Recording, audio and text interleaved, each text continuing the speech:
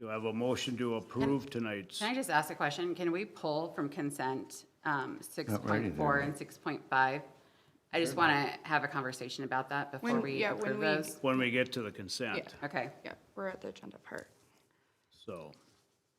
All right, I'll do I- move. Thank you. Second. Second by Don. Okay. Discussion. Hearing none, can I roll call, please? Menard, Aye. Hibma, Aye. Jurdy, Aye. Fisher, Aye. Briggs, Aye. Cavalier, Aye. Clot. Aye. Okay, this brings us to the consent agenda. Does anyone wish to remove anything from the consent agenda? I wish to remove 6.04 and 6.05, please. All right, thank you. Any others? Can I have a motion to approve tonight's consent agenda? I'll make that motion, Your Honor. Thank you, Clayton. Is there a second? I'll second. Thank you, Delane. Roll call, please. Menard, Aye.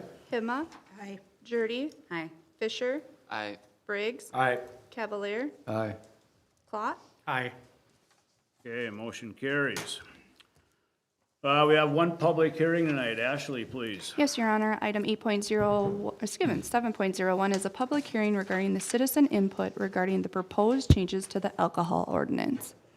Okay, I'll open this public hearing. Does anyone wish to address the council? Please come to the podium, state your first and last name and address, please. I've asked our city attorney, Tanner Holton, to make a brief presentation regarding what he has discovered with respect to the state statute. Yes, Your Honor. First and foremost, I'm just going to go through some comments that I received from individuals in the public. Some of them are here today, and they're certainly welcome to speak after me as well. First comment I'll address is the easier one. It's under Section 9, on sale intoxicating liquor licenses, which is the third page. At the very bottom of that provision, there's a reference to UMC being able to sell intoxicating liquor to persons attending certain events. However, there is a provision at the very end, the very last sentence of that paragraph that says, no club licensee shall qualify to serve liquor in the facilities. And speaking with a representative from the University of Minnesota, they've asked that the council consider removing that. A club licensee is defined under state statute.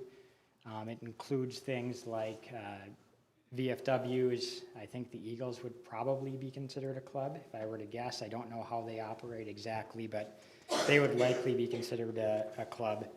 The representative from the University of Minnesota has indicated that there is a possibility that she could work with the Eagles in particular and would like that provision removed if possible. The other notation I would like to make after hearing comments from the city administrator here is with regard to Sunday sales of intoxicating liquor. Now, under the state statute, intoxicating liquor can only be sold at restaurants, clubs, bowling centers, or hotels with a seating capacity for at least 30 persons and which holds the on-sale intoxicating liquor license. Under this new proposed statute, our definition of restaurant on the very first page is more restrictive than the state statute. If you read the definition of restaurant, it says, an establishment, at the very end, an establishment which serves prepackaged food that receives heat treatment and is served in the package or frozen pizza is heated and served shall not be considered a restaurant. That came from League of Minnesota Cities definition. That is not required to be part of this ordinance. In fact, we could go back to our previous definition of a restaurant, which was just an establishment under the control of a proprietor where meals are regularly prepared on the premises and served at tables. I think the concern with that one, there's a couple of businesses in town, I think Icy Mugs potentially, and also Crooks. They're worried about being unable to sell liquor on Sundays, given that they would not qualify as a restaurant under the new proposed ordinance. So I'm guessing that they would ask that the court, or ask that the council consider using either the old definition of restaurant or somehow modify that to allow them to serve liquor on Sundays. Other than that, those are the comments I've received from the public. I don't have a problem making either of those changes. I would just leave it to the council. So Tanner, if we follow state statute, can we add our old statute regarding, What we would do is just be more vague. State statute doesn't define restaurant very well. It just says an establishment other than a hotel under the control of a proprietor where meals are regularly prepared on the premises and served at tables. My hunch is that some of these businesses were using that definition of restaurant and applying for on-sale licenses for Sunday sales. I'm not necessarily sure that that's what the Commissioner of Public Safety had in mind for a restaurant, but there's at least an argument there for those businesses. And that previous definition of restaurant, or the state statute definition of restaurant, is consistent with our old definition of restaurant. okay? Thank you. And those were the comments that I received from individuals who contacted me regarding Sunday sales. Under the state statute is more restrictive and would perhaps not allow establishments which are now doing that to continue to operate. And I heard that from more than one individual. So how would that also work if, let's say, establishments wanted to come in, like breweries or like that don't typically? Sell foods? Yeah. They would need to be able to, so you can only get an on-sale Sunday license, an on-sale Sunday license if you're one of those things, a restaurant, a club, a bowling center, or a hotel that seats at least 30 people. And that's the Department of Public Safety. They're only gonna confirm or give a license to one of those entities, or they're only supposed to. If a brewery or some entity like that came in and didn't serve any food at all, I think they would have a hard time getting a license from the Department of Public Safety. If they were serving pizzas or chicken wings or something like that on Sundays, I think that would be sufficient. And I'll tell you, there's like other breweries like in Thief River that have just like a little pizza oven. and Well, they that's my just question, serve- like, I just want, like, somebody could have like a pizza oven and a frozen pizza Yep. and be able to serve that. That's what was being done in the past. And I think if we make our definition of restaurant more consistent with what it was in the past and It would just, be in line with what our current, yeah, then I businesses think they have. could at least argue and probably still get their license from the Department of Public Safety. It's ultimately the Department of Public Safety that can confirm a license, though. But we could at least do something to help them. We could do something to help them with this ordinance, just make it less specific about a restaurant and give them that argument that, hey, maybe throwing in a pizza oven is a restaurant. Okay. And we could be in contact with Minnesota Department of Alcohol Sales to see or get advice regarding what may be permissible.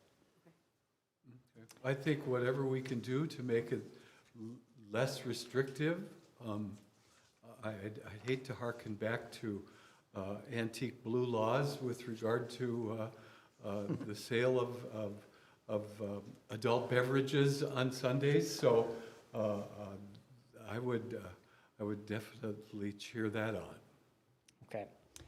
I'm going to open it up to the public to see if they have any additional comments, and then I'll just be listening in and maybe ask for a general consensus at the end. Thanks, Tanner. Anyone else would like to address council? See, no one else getting up right now, so I will. My name is Dave Thompson. My wife and I have owned Crooks for the last 18-plus years. My two managers are with me, Paige and Sammy. Sammy's been with me 15 years and Paige has been 10 years. We became aware of the proposed ordinance last week. Did some reading, trying to compare the two to see how they changed, because there's really no list of changes, so it takes a while. When I went through it, the first thing that came to my mind is, what motivated the change to the ordinance? And it is a substantial change. I'm wondering if someone would address that from the city council. I think what happened, David, is that there were people who are interested in breweries, microbreweries, which our present ordinance didn't address. So we took a comprehensive view of that and asked our city attorney to compare a approval of the state statute, make kind of easy, just you approve that and that's allowed. And secondly, then what would an overall amendment of our present ordinance involve in terms of drafting and making definitions consistent with state law? That's what brought it about. Okay. I think part of it is just very antiquated, and if you read through the old one, it's quite, you can tell. It's a substantial document. It is a very Yeah. substantial document. Yeah. But there's only a few key things in that document. And one of the other key things that were addressed was, you know, the relationship of being able to have an off sale in the community and requiring an on sale. And that's the rules that, you know, we follow currently. That is changing in the proposed ordinance. And when you think about it, or you look at it, I mean, actually, I've been indirectly approached by Hugo's to purchase my business, my license. You know, they would like that business. I believe Walmart would like that business. But if you stand back and look at it, you know, Walmart has been the largest corporation in the world in revenue since 2014. You know, do they really need an off sale to survive? On the other hand, myself and a couple of the other businesses in the community, there's three legs to the stool. There's off sale, there's on sale, there's food. And you take away the off sale, the stool becomes unstable. And the risk is, quite frankly, the risk is of losing someone, losing a restaurant that you have right now. So I'd ask the council to seriously consider that aspect of it before you make a decision. Can you be a little more explicit in that? So what So specifically? what, you know, if it's opened up, the buying power of a Walmart dwarfs us. And we are competitive. I mean, if you look, we compete with Grand Forks right now. The prices are good, the selection is huge. But they'll still come in and probably take away, I don't know, half the business. It'll destabilize what you have in this community right now that's been here for a long time. And I'm probably one of the newcomers, and I'm 18 years. And it's a great place to do business. I want to continue to do business here. But it'll destabilize it. It'll change it in a way that you might not expect. Now I look at, and you ask yourself, you know, they have large financial resources, Walmart and Hugo's. Hugo's currently has a bar in downtown Grand Forks in the newest store. They currently have a bar to the east in Foston. So for them, it's not really, I mean, they could do it if they wanted to. Walmart could do it if they wanted to. But what that bar does, it provides a place for people to gather, to socialize, to celebrate things, to do benefits. So it's really important that I think the Crookston community maintains those things. And again, if I look at who would benefit, it's probably everyone but the existing businesses. It's the Walmarts, it's the Hugo's. It's a brew pub, which I don't have a big deal about brew pubs. I mean, that'd be great to see a brew pub. I have no problem.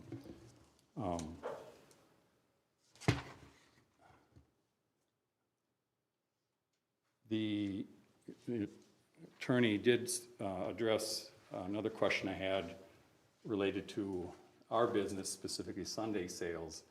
And we currently hold a Category 1 restaurant license with the state of Minnesota. And in doing that, we serve pizzas.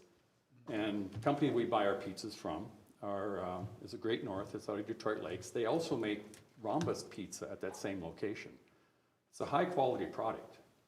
And you know, if you went down to Icy Mugs and ordered onion rings and French fries and chicken strips, they would take it out of the freezer, put it into a deep fryer, and deep fry it. So it's a frozen product being prepared. What we offer is also a frozen product, high quality, that's being prepared. We're requesting that you consider not putting this into the proposal. I mean, we've been doing this for a long time. Actually, I had pizza for lunch today for my business. So I consider it, you know, valid. So are you asking us to follow the same guidelines of the restaurant? I'm just trying to get a clear idea of what you're asking. I look at the original definition, and it works.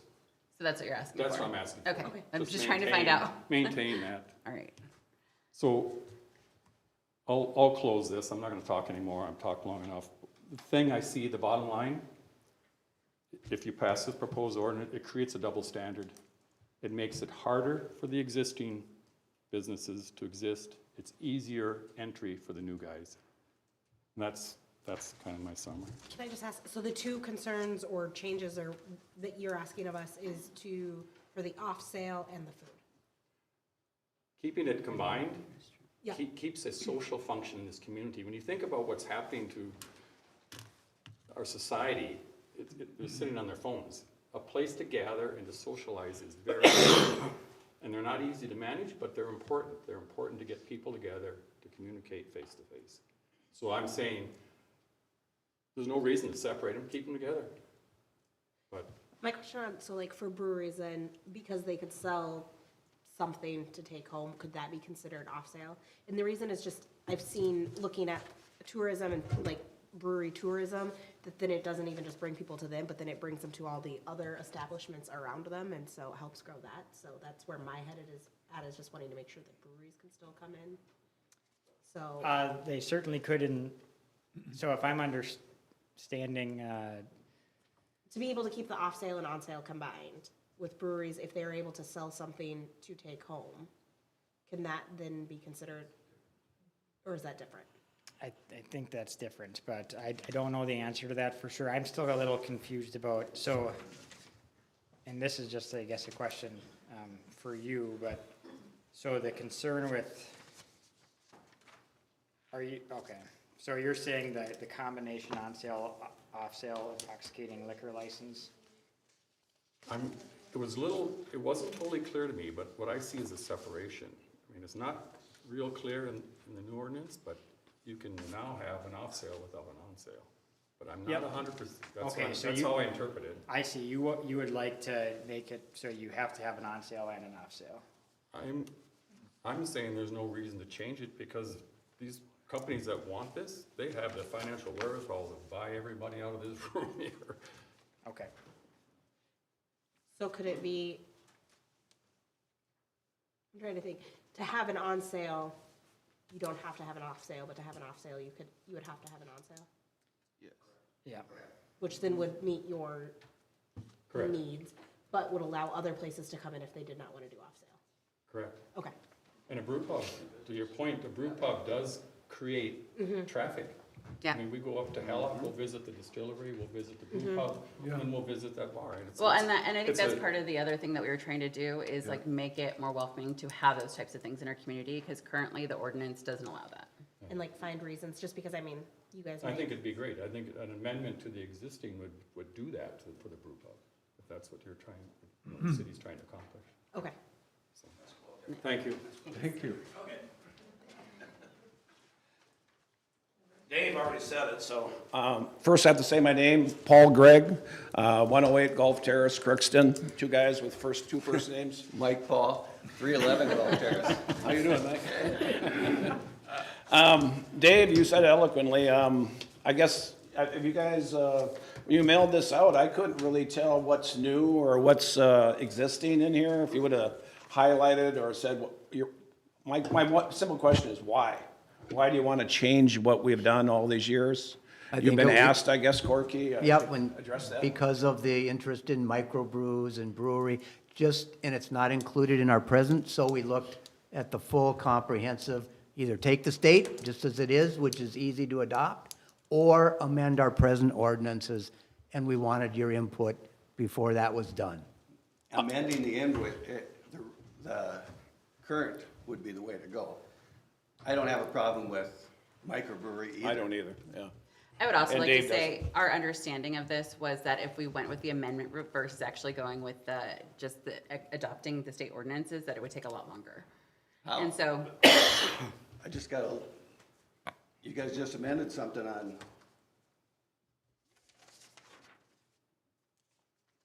Where was it? Just adding when you added UMC out at the arena. That was no big deal. The whole ordinance, go ahead, Tanner. Curiosity, how long did that take to amend that ordinance? Yeah. Do you got somebody moving in 6 months? I don't know. I think that this has been an ongoing, like 5-6 years, people have been requesting this, and that we've been trying to get it. I'm just, Yeah, no, I I'm mean, just I don't have a explaining problem to with you. you going with that. Or if somebody's interested in doing that. But they're not open in 6 months. I mean, From my you got understanding time. that there has been people that have showed interest, they just couldn't because of our current statute. As long as we're changing it, then why wouldn't we just adopt what we had? I mean, we had qualifications that we had to do, and now you're changing it, making it easier. I mean, It does water down our business, as Dave said eloquently, that if you have to have an on sale to have an off sale. I mean, you as a city council, I mean, I think the city's well served. I mean, we got three, I mean, I don't know, guess what drafts in Crookston, do they sell over the counter, or they don't have actually a separate room where drafts used to? I mean, you got an off sale, my small one on the south end, you got one downtown, you got one on the north end. I believe Crookston's well served with the amount of off sales you have. I mean, do you really want more? Do you need more? Is the public demanding more? I mean, And one comment on that, you can still decide as a council how many licenses you give for all these types of Say licenses. no to So people. the council could say, we're gonna give one off-sale license or more, not saying they're gonna do that, but they could restrict the number of licenses that are given out. but then you're still taking, somebody's coming in that doesn't have the investment and from out of town. we've done this for a number of years. I Yeah. mean, myself since 1984, but semi-retired. 85. 85. So for clarification, is really the biggest concern here is just allowing off sale with not on sale? Is that the biggest concern? Correct. Anything else in the current proposal we have with the statutes right now that you're concerned about? With the state.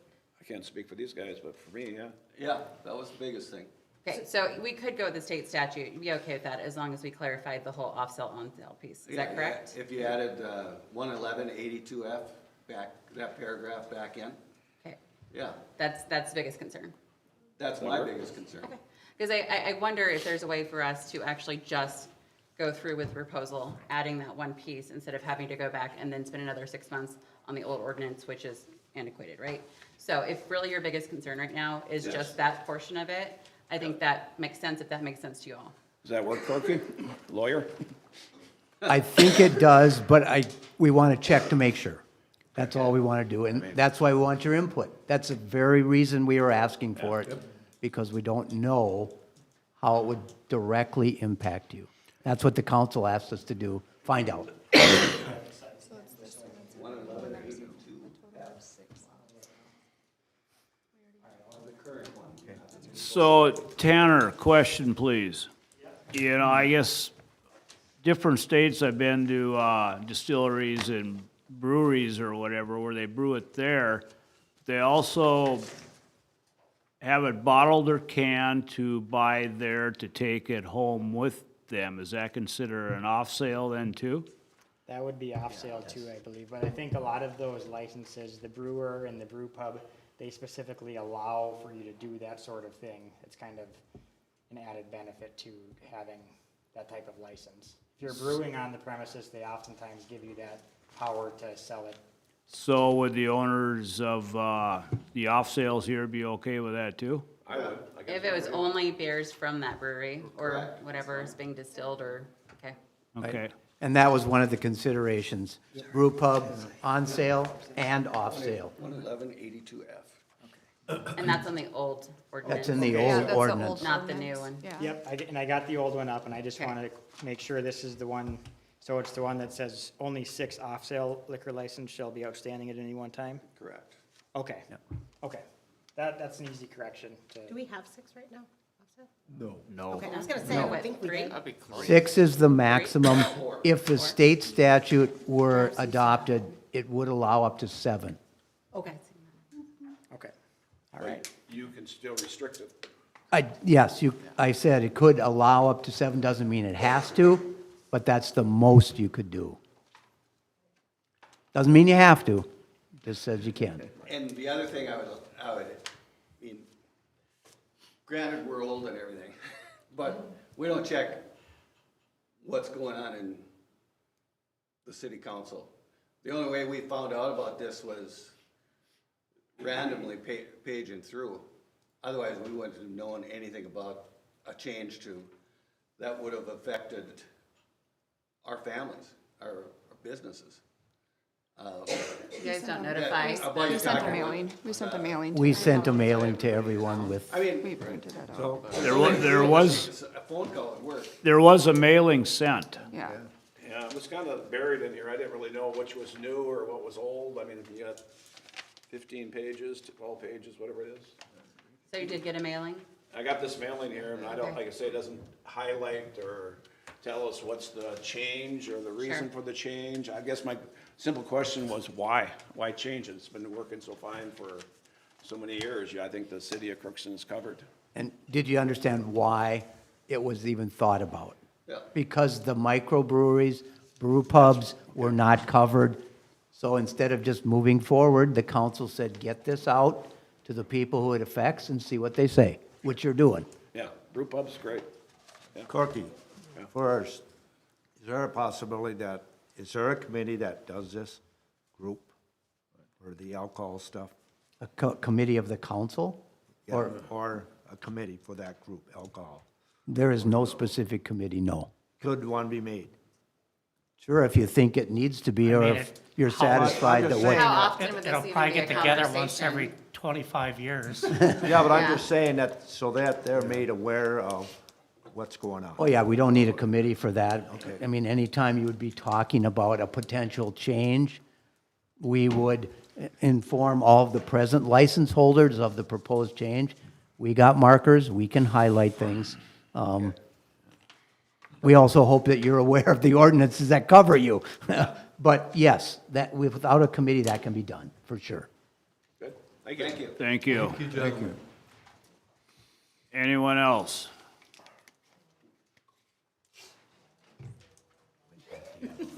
I don't have a lot to say, but I'll speak for Minocqua Golf Course in Crookston, 901 West Fisher Avenue.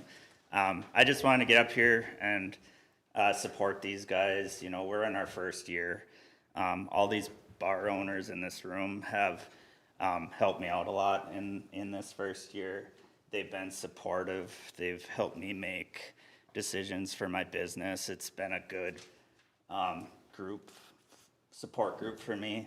I think how they talk about the local aspect, it has hit for me. They all called me when we bought the golf course. They had conversations with me on advice, and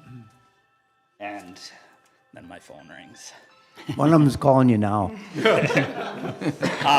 So I just want to reiterate the with the conversations I've had with them, I think if you allow an off sale without an on sale, it'll bring in a lot of outside influence that'll affect the locals that live in our community. And I just wanted to reiterate that, so. Thanks, Brendan. Thanks, Brandon. Thank you, Brandon. Thanks, Brandon. I just want to summarize what I plan to do for changes. First and foremost, the easier one is remove the Section 9A where it says no club licensee shall qualify to serve liquor in the facilities. That was on behalf of the U of M that requested that. Yep. Everyone okay with that? Yep. The second change that I'm going to make is modify the restaurant definition to be as broad as possible to include, the potential, the pizzas and that sort of thing. And then the last change that I'm hearing is to add that specific language from the previous statute regarding the off-sale, on-sale liquor licenses. Can you repeat that? It says, no more than a total of 6 off-sale liquor licenses shall be outstanding at any one time. In order to qualify for an off-sale license, the applicant shall, among other things, be the holder of an on-sale license and the operator of an on-sale establishment. For purposes of this division, the person who owns and controls on a day-to-day basis at least 51% of an applicant, which is a corporation, partnership, or other business organization, may be deemed the holder of the license. Now, is that section 111.82F? Yep. Yes. And I think it addresses their concerns that I've heard tonight, because it requires, in order for you to get that off sale, you need to be the holder of an on-sale license as well. Sounds good. Okay. Sounds good. Thanks, Tanner. Thank you. Thank you, everyone. Anyone else? I appreciate the bar owners for coming in tonight for this public hearing. It helps us tremendously to fit the liquor ordinance to your guys' needs, so thank you. Very good, excellent. We'll close this public hearing.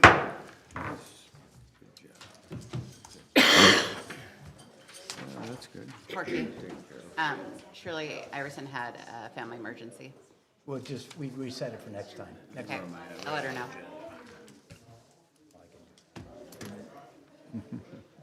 Okay, this brings us to the regular agenda. Ashley, please. Yes, Your Honor. Item 8.01 is a resolution to approve the intermediary relending loan program and mortgage satisfaction on the property owned by Wayne C. Grove, Tony Grove, Steve K. Grove, and Maggie Grove with respect to document A000617-021. Okay, thank you. Do I have a motion to approve this resolution? move, Your Honor. Thank you. Don, do I have a second? I'll second it, Your Honor. Thank you. Discussion. Yes, we appear to have these every meeting. This is an old IRP loan, which has been repaid some years ago. We discovered it, and we'd like to give a satisfaction because it's paid in full. Thank you. Very good. Further discussion? Hearing none, can I have roll call, please? Menard, Aye. Hima, Aye. Jurdy, Aye. Fisher, Aye. Briggs, Aye. Cavalier, Aye. Clot. Aye. Okay, motion carries. Say, Chuck, could I have you open that door, please? Oh, I just shut it because they were interviewing on it. Oh, Yep. well, kind of Legally. open meeting. Yeah. Have them moved down the Make sure corner. the doors are open. Excuse me, Ashley. Oh, you're good. Make sure the doors are. Item 8.02 is a resolution regarding the Community Development Block Grant CDBG Citizen Participation Plan. Thank you. Do I have a motion to approve this So resolution? moved, Your Honor. Thank you, Tim. Is there a second? I'll second it. Thank you, Clayton. Discussion. Yes, this is a necessary requirement with respect to the block grant that was talked about by Carrie Kirschbaum and Kayla Hansen last week. It's been sent to us for my drafting from the man who was doing the application for us, John Wynn, and it contains all the elements that are necessary. Thank you. Further discussion. Hearing none, can I have roll call, please? Menard, Aye. Hima, Aye. Jurdy, Aye. Fisher, Aye. Briggs, Aye. Cavalier, Aye. Clot. Aye. Okay, motion carries. Item 8.03 is a resolution regarding the authorization of the Community Development Block Grant CDBG application authorization. Thank you. Do I have a motion to approve this resolution? I'll approve the, Your Honor. I'll second. Don and Christie, thank you. Discussion? This is the actual authorization allowing the city mayor and city administrator to sign the actual application. It's a multi-step process, and this is required, so we're recommending that it be approved. Thank you. Further discussion? Roll call, please. Menard, Aye. Hima, Aye. Jurdy, Aye. Fisher, Aye. Briggs, Aye. Cavalier, Aye. Clot. Aye. Okay, motion carries. Item 8.04 is a resolution regarding the City of Crookston as the legal sponsor for the Small Cities Development Grant. Thank you. Do I have a motion to approve this resolution? I'll make that motion. Thank you, Henry. Is there a second? I'll second. Thank you, Tim. Discussion? Yes, this is the actual statement that the city of Crookston has the managerial capability to manage and administer the Small Cities Development Grant if we were to receive one. And we need to make those authorizations or representations for us to even be in consideration. Thank you. Further discussion? Hearing none, can I have roll call, please? Menard, Aye? Hibma, Aye. Jurdy, Aye. Fisher, Aye. Briggs, Aye. Cavalier, Aye. Plot. Aye. Okay, motion carries. Item 8.05 is a resolution regarding the approval of the new travel, lodging, meals, and necessary expenses reimbursement policy. Thank you. Do I have a motion to approve this resolution? So moved, Your Honor. I'll second it, Your Honor. That Henry and No, Don? Clayton. I mean, excuse me, Clayton and Don. Yeah? Yes, what this is, there's been in discussion over a number of months, the appropriate expense reimbursement policy. It's been in front of department heads on at least 2 occasions. We've checked with other cities and the county regarding policies, and this was the consensus, especially the mileage reimbursement, which is current for this year. Thank you. Further discussion? Can I ask, for GSA, generally that depends on the city in which you're in as to what the cost would be for like meals and things of that nature. But I see that you have just one rate here. Is that just like to show you an example of, but not necessarily the rate? No, it is not an example. It is the maximum rate. There was extensive discussion about that at department heads, and they, department heads felt that this was an appropriate amount in each of those categories. So there hasn't been discussion about just utilizing the GSA based on where they're located or where they're going? There was no discussion regarding that. And does this make sense as far as like the amount of work that would be entailed to like manage this? Just knowing we already have quite an issue with our finance department. Oh, this is perfectly acceptable according to department heads and made it actually easier. Okay. Further discussion? Hearing none, can I have roll call, please? Menard, Aye? Hibma, Aye. Jurdy, Aye. Fisher, Aye. Briggs, Aye. Cavalier, Aye. Plot. Aye. Okay, motion carries. Item 8.06 is a resolution regarding Clifton Larson Allen LLP providing assistance with respect to the 2023 audit preparations, procedures, and services, Your Honor. Thank you. Do I have a motion to approve this resolution? So moved. I'll second. Got Clayton and Henry. Discussion. Yes, what this is, this was prepared even prior to the events of this weekend, where our financial director resigned. The necessity for that is, given our present situation with the Human Resources Department, much, if not all of that work shifted to the financial department and to the administrator. And in order to meet the deadline, which you have said we should meet, and which the department, financial department wanted to meet of June 30th, additional assistance would be required for audit preparation services. We've been in contact with our auditor. He's prepared to send out instructions as to what data would be needed. Clifton Larson Allen is very familiar with that and could assist with that accumulation of documents, data, and information, and be prepared to work with our auditor to see to it as best we are able to meet that June 30th deadline. So can I ask, the reason that we're having this discussion, or this resolution come forward versus actually having an actual discussion and then the resolution is because of the timeline, is that correct? Yes. So we were. didn't know about this up till 2 weeks ago, that we were going to need these services? We were told last week with our financial director that Clifton Larson had the deadline of March 15th so that they could assign staff, if it was approved here, and mobilize those people. I believe I can't give you the exact date, Councilmember Jurdy, but last week. Okay, and are they able to provide other services, or have we considered having some type of interim assistance now that we don't have a director of finance? 2 questions there. Yes, they are now marshaling a response to my lengthy telephone conversation with them today about services they could provide in lieu of a finance director here. I gave them 5 options. The most one beneficial to us would be to have a person here 5 days a week, 8 hours a day. And then next was to have a person here 4 days a week with 1 of video. Then 3 days and 2 days of video, all the way to 5 days of video.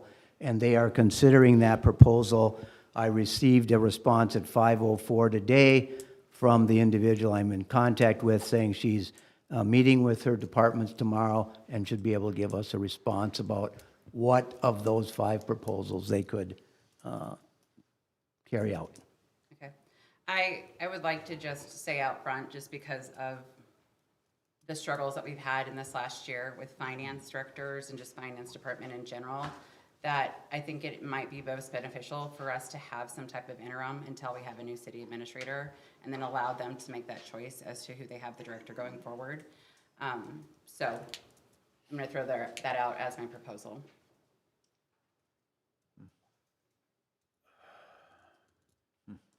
Is that something they can do? I don't believe they can. Clifton Larson, they did not indicate they could. I contacted the League of Minnesota Wait, Cities. I'm sorry, can you just take a step back there for a minute? So what would they be doing then? What was the proposal if not to be this interim person and manage this? The proposal was to have someone here 5 days a week as an employee of Clifton Larson Allen. Sure. To carry out those duties, which might be advantageous to us. I don't know. Right. I did contact the League of Minnesota Cities and asked them today if they had any lists of potential interim finance directors. They indicated no, they had a list of interim city administrators, but they did give me a list of firms that might also provide the same services as we are asking Clifton Larson Allen to do. Sure, so what would the difference be between what they would be providing in the proposal you just mentioned and somebody who would be an interim? Well, an interim would be our employee. A service provider of 5 days would be an independent contractor. So that would be one difference. And I don't know what an interim, if we could find one. I think we need to move forward with Clifton Larson and then look for, maybe in steps, have Clifton Larson do what they do, and maybe in that, when they're managing that part of the city finance, and maybe we, in the meantime, we see if we can find an interim, if that is even possible, while we're looking for a city administrator as well. Well, one of the ideas is that if we place Clifton Larson in that capacity as a consultant, we will go out tomorrow and advertise for a finance director. We're going to do that regardless of which option you choose.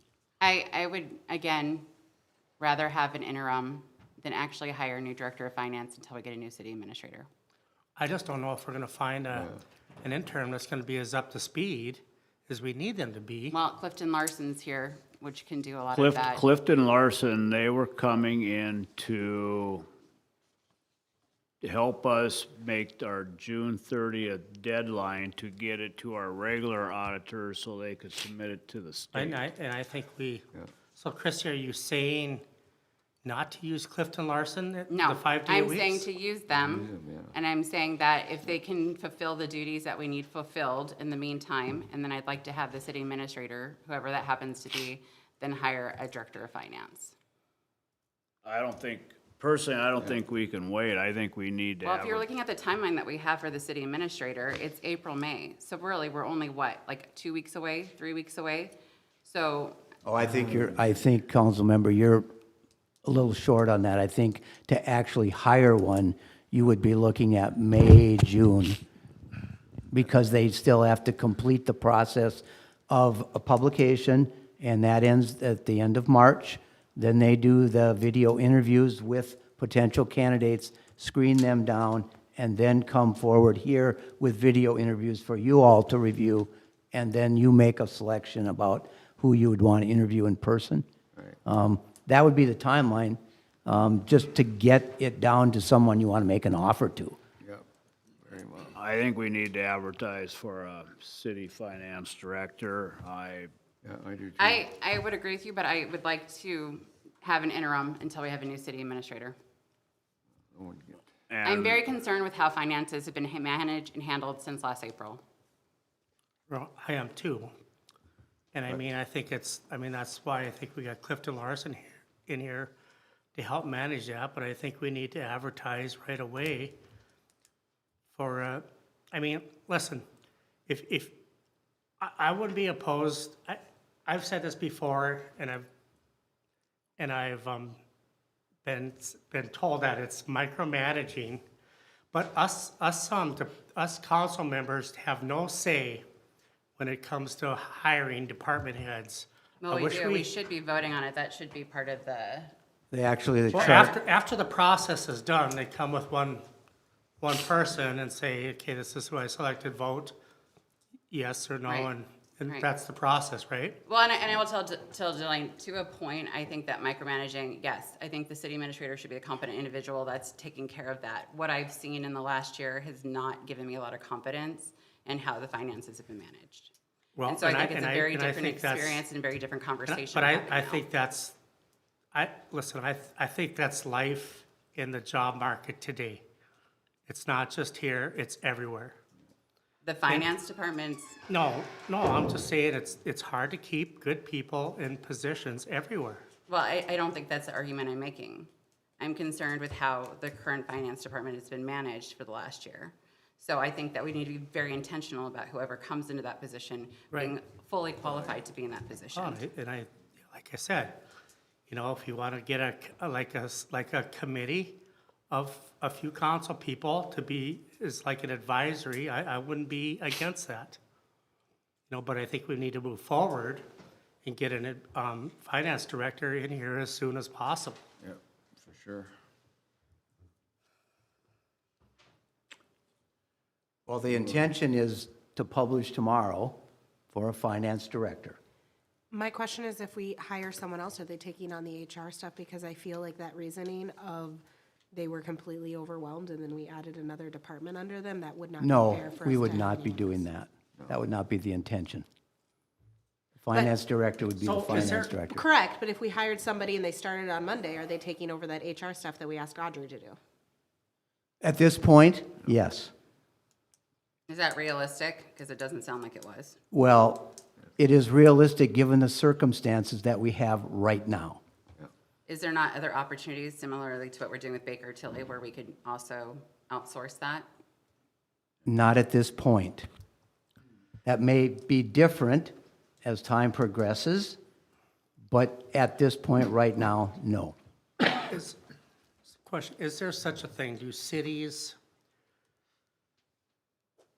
or sub out or farm out their finance stuff permanently? Is there such a thing that happens? I mean, Outsourcing, huh? outsourcing. I don't know Outsourcing the their answer. finances. I don't know the answer to that. Well, I know, I know in the past, I've dealt with a company that did what was called CFO to go, and they were experts in financial operations, corporate and nonprofit and governmental, and you hire them as a consultant. They would be an interim type consultant to actually get the work done, get things caught up. So there are entities out there that can do the work. Yes, and that's the proposal for Clifton Larson at this point, to see if they can provide those services directly to the city. So what is that? So if they're doing that and we're fulfilling those obligations, I don't understand why we can't just wait and have the new city administrator make that decision about a new director of finance. I don't, I'm not understanding I the don't either. point. I mean, if we're gonna go out and we're gonna search, let's just get a finance. I'm just saying that I think that it is also, would probably be beneficial for a city administrator to be able to choose somebody that they're gonna be working with very closely, considering how important that particular department is for us. Listen, we gotta run our city.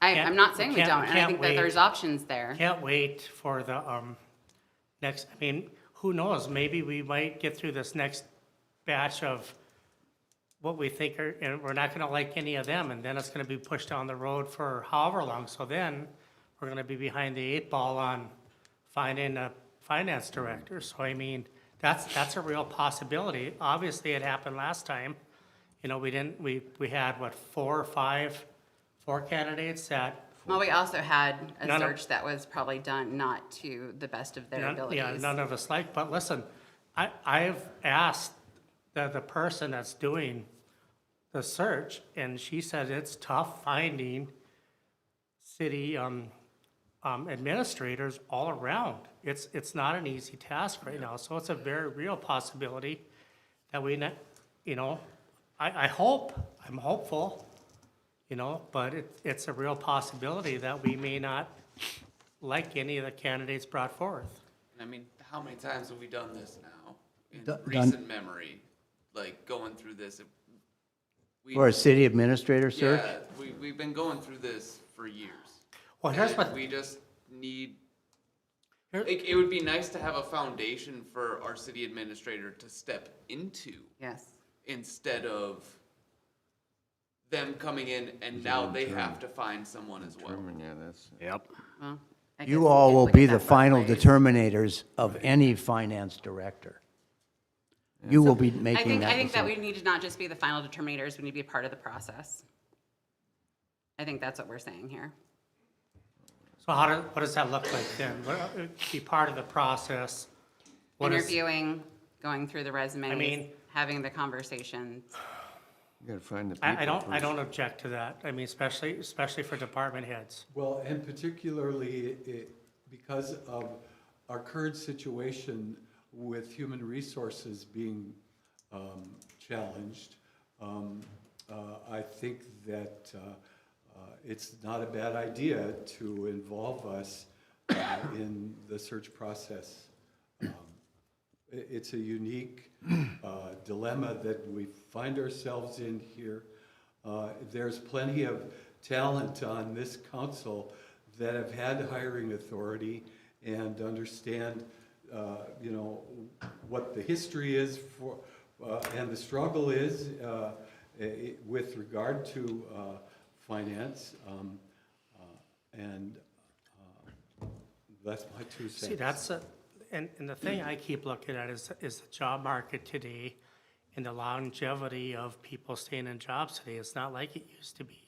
So with something like the finance department, it has been in disarray for many, many, many years. I mean, going back maybe 10 or more years, I think, maybe. So I just wonder if it's a thing that we always got to have an agency on hand. That's just part of what we have to do to always bridge the gap between who comes and leaves. I mean, does anybody disagree that? I guess what I'm asking right now is, the consensus is to have our city administrator move forward with advertising for, city finance. I'm just struggling with the point of, my question is what, so is Clifton Larson going to be doing the HR duties for us? I'm sorry, I didn't, Is Clifton Larson going to be doing the HR duties for us then also? they are not. That was not part of the So proposal. who is doing that then? That would be on the city administrator and the department heads, probably. So my thought is, and which I get is stressful and all of that, but my thought is if we are hiring a finance director and we are posting for that, we obviously lost someone because we added too much to their plate. I think we can all acknowledge that we are in a place where we're not even keeping their head above water because of situations that were not their fault, and anybody walking into this, it would not be their fault, and it's not fair of us to say, here is a place that we need help. We've all recognized that it's our biggest area that we need help, and then I need you to take on other responsibilities. And so that is where I am struggling of, if we are posting this and whoever comes in, us asking them to take on HR. We would not be posting the finance director and HR. I'm not saying that we are posting that. I am saying whoever we hire, I struggle. Don't set them up for failure. Don't set them up for failure. I struggle with us hiring someone new. I think we need to get, we need to search for whatever we need to get the finance department fully staffed. I mean, I think Larson already has the answer to that question, right? Yeah. They would supply us the staff So necessary to do that. Let's get it going. Let's, And in the whatever very- that staff Well, number I don't is. think that's the question, Delaney. I think we're all on the same page with that. And in the very near future, it is my opinion, we will be in a position to advertise for HR as well. I also question then who's doing the search for the director of finance? Well, the city would be doing that. We will publish and seek out a finance director, and we will follow that process of gathering resumes. We will review them. We will review them with department heads. And if it is, you think you need to have 1 or 2 city council members on that committee, that's your call. I think that's fair. That's fair. Yeah, I'm very I think- concerned about this position and wanting to make sure that we hire the right person. But I hear what Henry had to say, and I am in line with that as well. You know, we're going to bring a new administrator on, and it would be, I think, incumbent upon us to have a foundation for them to come in and, you know, work with, rather than, you know, trying to put pieces of a puzzle together, you know, as soon as they hit the ground, so. I think we also, yeah, I mean, to your point, Tim, I think we also need to recognize that it's a general election year, and hiring people during general election years is very difficult because people are scared and they don't like uncertainty, and most people are not willing to jump jobs in those times. So as I understand what you want, we will be advertising for a finance director tomorrow. 2, we will be communicating with Clifton Larson Allen, indicating, let's see what you have to offer in terms of the specific terms to provide finance services to us as we search for a finance director. And 3, as soon as we are able, we will advertise for a human resource director. I think that's something else that we'd like council to be part of that interview process as well. I think that's such a significant position that I think it would be good to have somebody, If- 1 or 2 people. That's up to you, just, it does create a little bit different, I'm not saying wrong, different interviewing process. Okay? Well, I guess in the past, years ago, there was always a couple council members On most hiring committees. for any department Yep. head. HR isn't a department head. I don't, it's still, because it is Still. such a significant role, I would like that to be something that we do. For council to be part of. I don't have a problem with that. Can I also just clarify, with the Clifton Larson piece, like, my understanding was that they were supposed to be coming in to bring us up to current, where we need to be as far as like, Hitting the, backdated, account balances that needed to be managed. Is that still where we are? Is that still what we're doing? Are we still making our way to that? yes, Okay, so is there then like an end goal, end date that they would be able to bring us up to par with what we need to be I at? don't believe there's an end date. Is there a clear understanding, though, that this is all we have left to do? No, there is not. There is so much that is found as one problem is addressed and satisfied, that it would be unfair to characterize it as, when we get all this done, we'll be done. And so you haven't heard back from the League of Minnesota Cities on assistance for like the situation we're in? They did give me a list of potential interim city administrators, but not interim finance directors.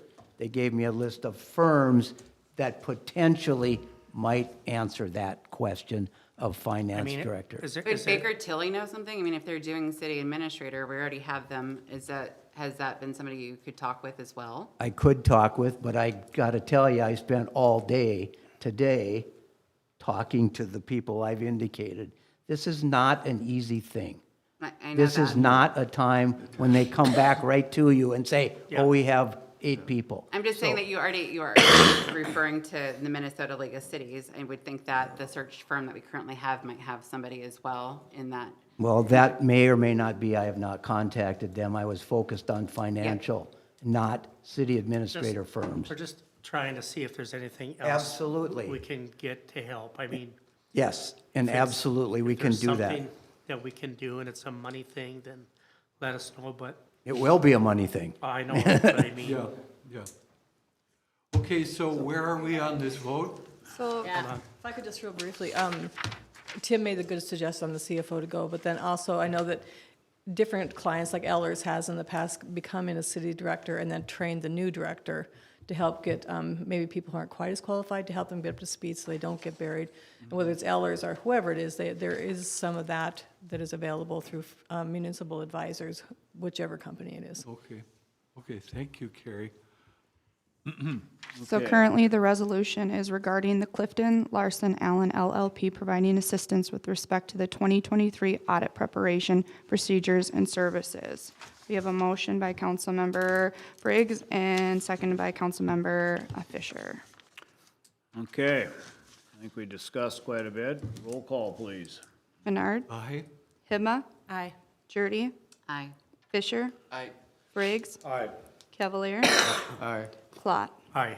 Okay, motion carries. Item 8.07 is a resolution regarding the City of Crookston's bills and disbursements from February 26, 2024. Consent agenda item 6.03. Thank you. Do I have a motion to approve So this moved. resolution? Tim? Second. And Don, thank you. Discussion. What this is, as you know, we all have automatic deposit for our employees. One of our employees is not able to access that because the employee is a Canadian citizen. In our last bills and disbursements, it said we had distributed these payments by automatic pay. That did not happen. So this is an amendment, a change recognizing that for this employee, we did pay her by check, and we will have to continue to do that, just so you know, in the future, until that person is no longer an employee. Thank you. Further discussion? Hearing none, can I roll call, please? Menard, Aye? Hibma, Aye. Jurdy, Aye. Fisher, I, Briggs, Aye. Cavalier, Aye. Plot. Aye. Okay, motion carries.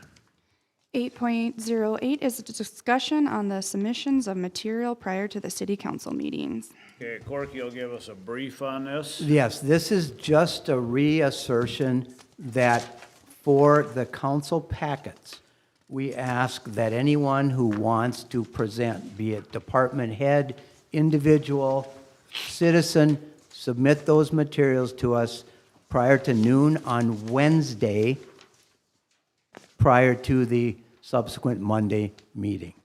Now, there are going to be some rare exceptions, but I think it just bears reiteration. We do this, we've done this a number of times at department head meetings, saying, please get those submissions in for a number of reasons. Ashley and I have a bit of work, as you might imagine, to get things ready for your packets. Also, for the IT department, if there are materials that need to be presented, they need to be able to work with them and find out how they're going to deliver them. Also, then you can have them on your computers or see the screens. It's just a point of reiteration Yeah, I for. mean, I agree with that 100%. I mean, we have these computers. I hate looking up there and trying to and not without bringing binoculars to see what's on the screen, when it could be easily just given to us on our laptops and we could follow along that way. So I mean, yeah, I agree with that 100%. And we will reiterate that tomorrow at the department head meetings. Can I get some clarification on that? When you say department heads, are you referring to just like their updates, or like, do you want them to provide that to you beforehand, or is it just like Any if they're presentation. presenting on Any presentation, whether it be a department head, presentation, but citizen. not like updates that they're doing for their current? No, department? not at Okay, all. I just want to clarify that. Yeah, no, that is not the idea. Any presentation from even the city, people from the city. Right, because we did speak with Shirley Iverson this past 2 weeks, let her know. She submitted the materials to IT. They were ready to have them, and that's for your convenience. So when will IT get them to us the same time The That meeting packets. packet is sent out then? I believe so, yes. And there may be actually hard copies in your packets if we receive those materials, like you got today for the community fund.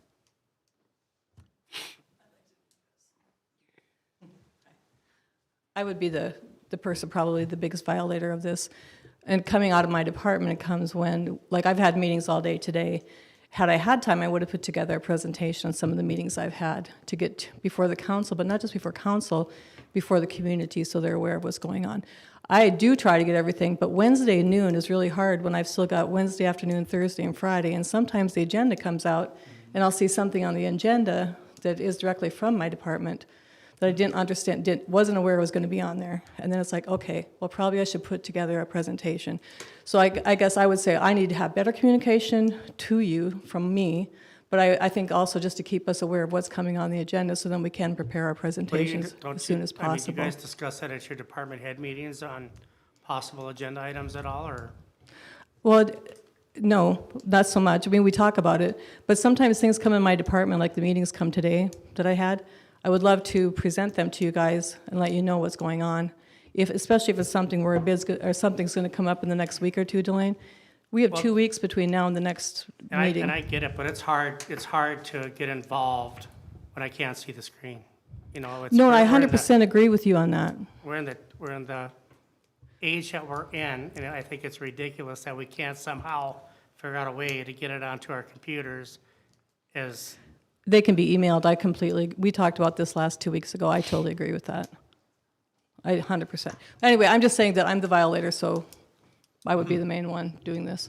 I guess if things are coming up, though, specifically for, like, on the agenda, then I think we need to do a better job of letting the department heads know that things that they have are on the agenda, if that's a concern, because I also want as much context for those particular items that are coming through to me, regardless.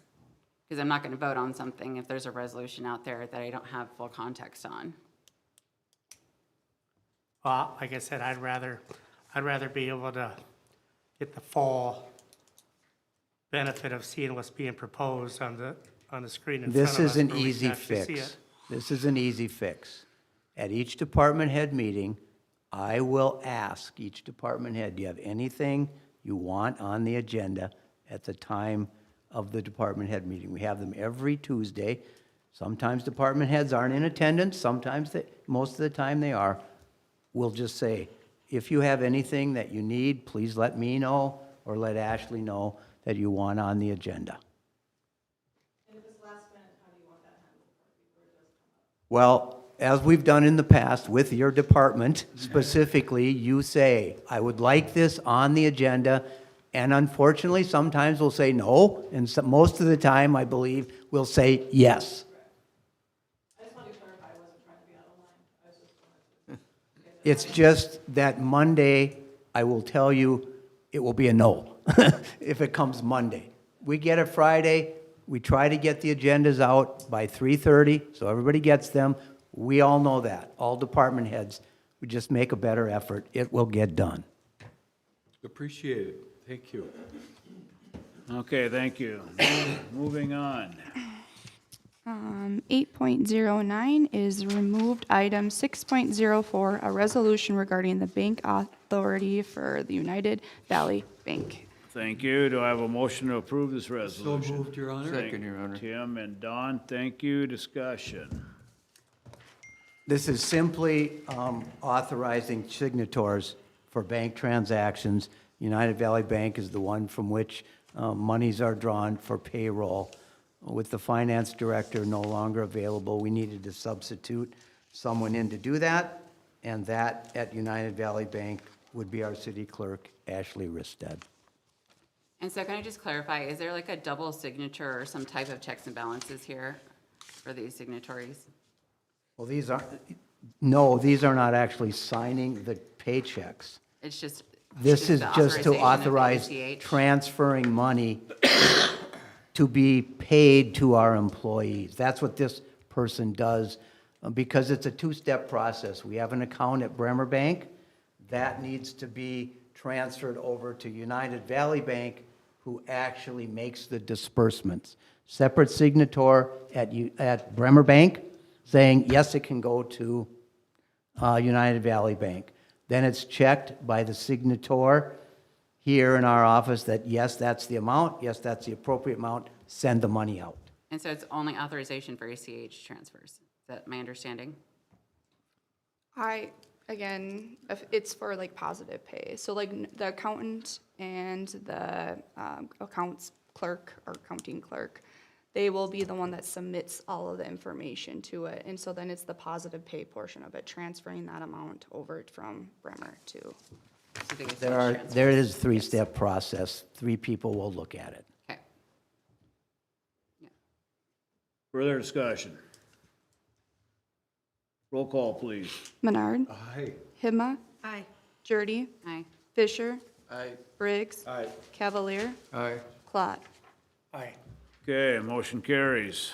Item 8.10 is remove item 6.05, a resolution regarding bank authority at Bremer Bank. Thank you. Motion to approve this resolution. So moved, Your Honor. Thank you, Clayton. Do I have a second? I'll second. Thank you, Delane. Discussion. This is the signator on the first step of those steps, who will check the amount, transfer it to United Valley Bank. Further discussion. Roll call, please. Menard, Aye. Hibma, Aye. Jurdy, Aye. Fisher, I, Briggs, Aye. Cavalier, Aye. Clot. Aye. Okay, motion carries. All right, staff, Corky. Busy week. Number of discussions with the IT department, given Chad's transfer to Savage, Minnesota. Those went very, very well. We are in good hands with Zach and Weston. I never get that right. And we're making moves forward to see how we can potentially have both of them here for a bit. I apologize, Weston. I just know you as the UMC guy. Sorry. We've had some meetings to discuss our marketing coordinator. In fact, Morgan and I had interviews on Friday. I will have one more meeting with Morgan, and we will be in a position, I believe, to make an offer to an individual to become the marketing coordinator. Several meetings with fundraisers for the pool. There's a group now trying to raise money for the pool. Also, we discussed the drug policy. I've had conversations with the ASME representative, Chris Capella, about 2 matters. One, a concern about a couple of changes in pay structure. I believe those went well, and then potentially starting negotiations for the ASME union again. Is there anything with IT? Are we backfilling that position as well? We are going to be advertising for an IT director. In fact, we already have. We've received a number of applications, which I have reviewed with Zach. Given those, there really aren't a lot of qualified experts in terms of Zach's opinion, but we continue to receive those. Most of the people we get are IT software engineers as opposed to hands-on IT. And then we are commencing, and I think Chuck will talk more about it, but engineering firm interviews. We did have one today. It went well, and I think we're going to be looking at an hour-and-a-half interview on each of them. They're very extensive. We have good participation from our department heads. So, you've got it all. Thank you, Corky. Darren, anything tonight? Thank you. Shane?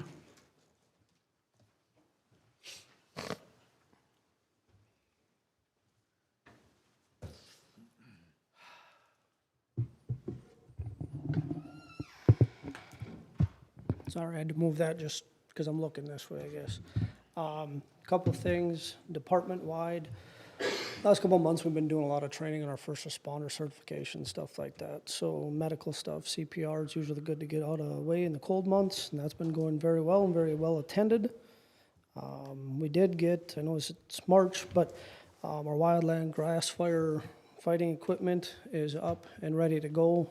There's a couple things that we're working on, but I know that might not seem like it pertains, but we have had enough grass fires and stuff very close to the city of Crookston that we did feel it was time to get that stuff up and running. And as burn permits start coming in, we just figured it'd be about that time. So DNR is fully staffing their outposts in their regions. So we figured it was time for us to get prepared, so we did.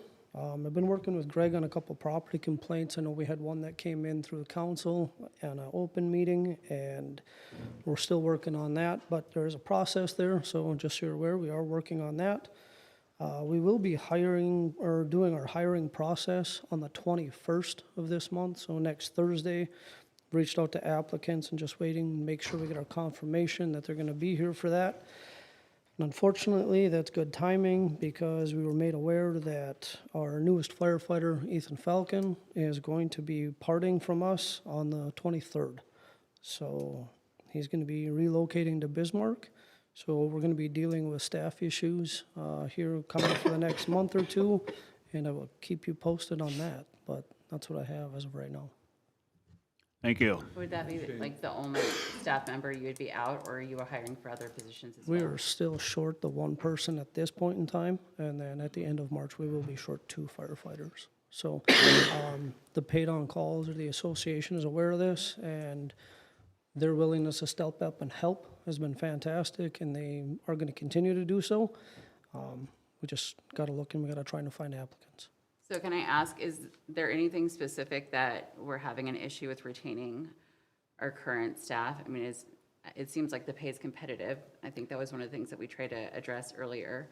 Are there other things that you're seeing that has led to the us losing staff, not being able to be fully staffed? There's nothing in particular. The one gentleman, Nick, when he left, he had applied to Minneapolis 3 years ago, and they called and got him. He was going to move. That was closer to home. That's what he wanted. So there was nothing internally. The second one just kind of came to brass tacks that he really wasn't ready for the challenge. It's a unique position, being a full-time firefighter in the city of Crookston. And then this one, extenuating circumstance, I'll let him break news on why he's leaving, but he's got a better half that's in Bismarck, and that's the reason that he is choosing to leave that way. So it's nothing within the city demographic or within the position itself that is having them leave. It's all been extenuating circumstances from outside. Okay, So, thanks, Shane. thank you. Thank you. Brandon, anything?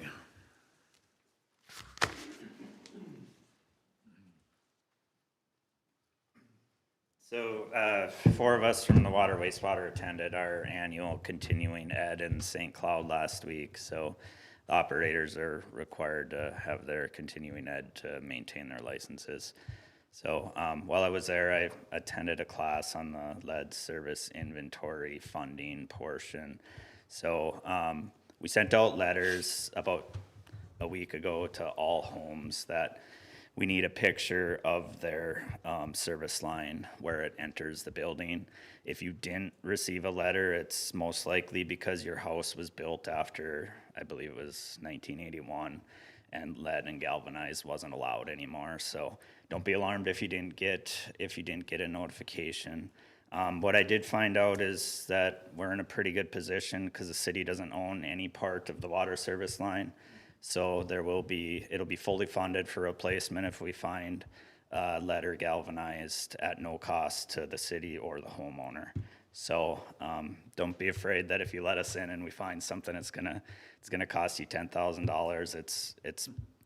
It's advertised that once I get the lead inventory put together, we'll submit it for funding, and then we have a 10-year period where we have to replace 10% of those services, and if we can get more funding, we can be more aggressive, but it will be at no cost to the owner. So if you can just send us those pictures to the email on that letter. If you don't have a camera or don't have the capability, just call the city at 218-281-5711, and one of our service techs will come and inspect the line and make a determination. So that's all I have this week. Is there a way to monitor who gets back and who doesn't get back? And what do you do at that point if you're not getting?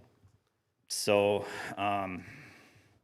we're using a spreadsheet that was put together by the Department of Health. So as they respond, we're determining from the picture whether it's lead or non-lead, or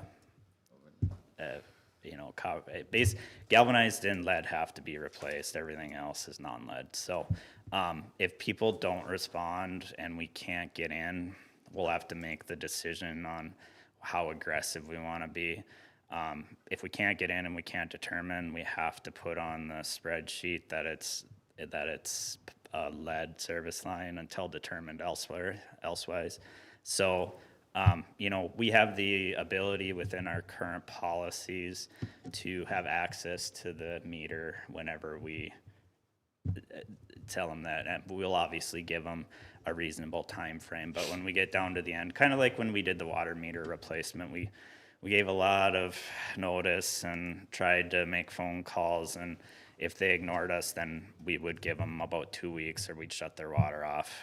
And if we want to decide to get that aggressive, we can. But, I would rather not, I would lean more towards the shut off requirement at the end, just because it's going to be a real pain for us if we get a lot of non-responses. So that will be most likely my recommendation. We have till October here, so we've had already 10% respond. So, and it's they just started responding this week. So I have hope that 50% will respond without a lot of persistence, but we'll get it. I wish they would have put this mandate in 5 years ago when we had to replace all the water meters, because it would have been a lot easier because we were already there. But it is what it is. Thanks, Brandon. Chuck, anything?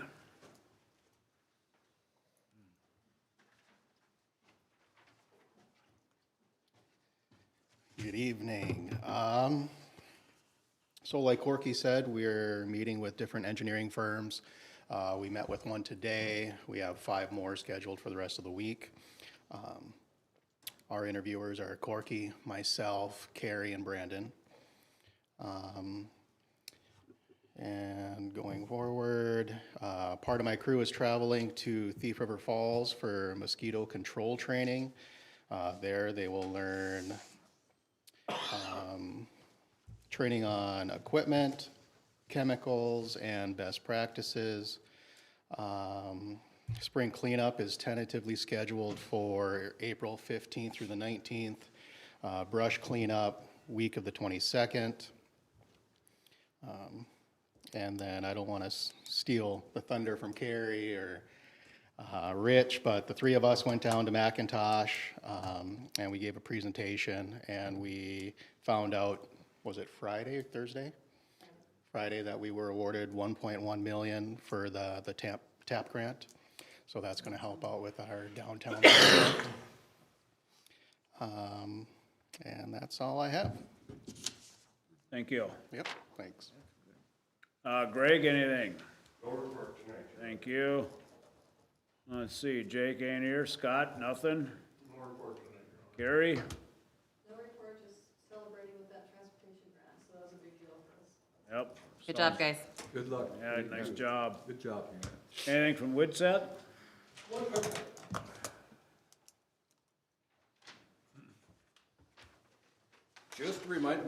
Just a reminder for all that our bid opening for the street project is next Monday at 10 a.m. All right, thank you. Start with Tim tonight. All good? All good? All good. Thank you. Delane? Nothing tonight, Your Honor. Don? Nothing tonight, Your Honor. Clayton? Nice to see the bar owners show up and make an appearance. That puts us aware of what our businesses are doing, so it's good that they showed up. Thank That's all you. I had, Your Honor. Henry? I'm good, Your Honor. All right, Christie? I have nothing to report. Morgan? Other than we had a couple interviews for the marketing position, they were good interviews, so I'm excited. So am I. Just one quick note here, I want to thank Baseball Association. They gave a boatload of money, like $177+ for Thousand. thousands, excuse me. Excuse me.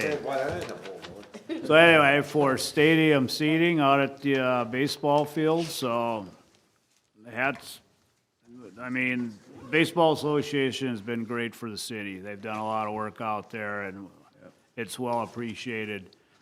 And I hope everybody is enjoying the extra daylight, even though you're losing an hour in the morning, so. There is no Ways and Means tonight, so thank you, everybody that came. Meeting adjourned.